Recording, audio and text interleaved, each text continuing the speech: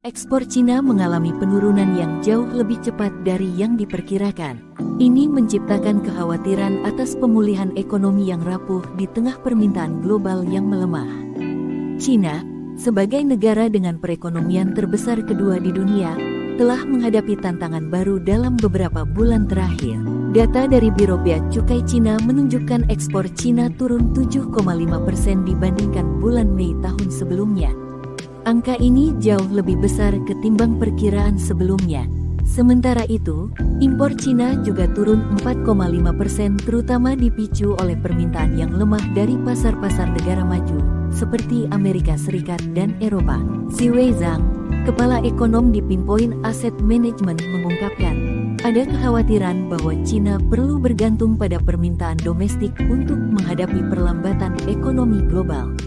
Pemerintah Cina perlu meningkatkan konsumsi domestik guna memperkuat pemulihan ekonomi di sisa tahun 2023. Data menunjukkan bahwa kondisi perdagangan Cina saat ini lebih buruk ketimbang kondisi saat pelabuhan Shanghai ditutup karena kebijakan pembatasan saat pandemi COVID-19 pada tahun lalu.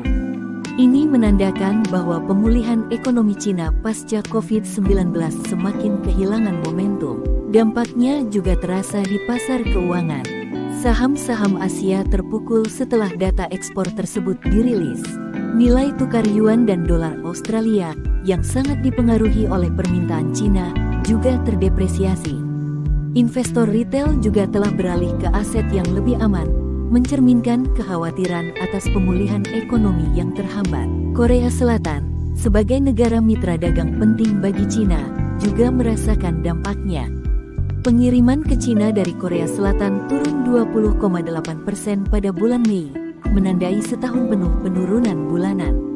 Ekspor semikonduktor Korea Selatan bahkan turun sebesar 36,2%, menunjukkan permintaan yang lemah untuk komponen yang digunakan dalam pembuatan akhir.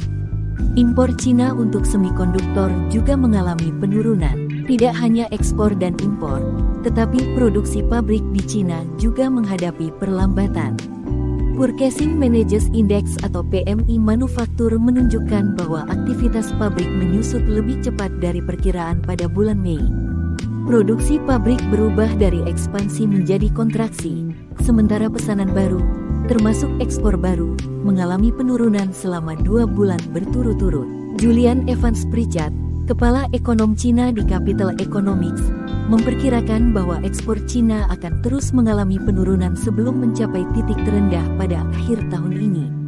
Meskipun suku bunga di luar Cina diperkirakan akan mencapai puncaknya, dampak dari kenaikan suku bunga yang tajam diharapkan akan melemahkan aktivitas ekonomi di negara-negara maju pada akhir tahun ini. Cina, sebagai salah satu kekuatan ekonomi global, sedang menghadapi tantangan yang serius.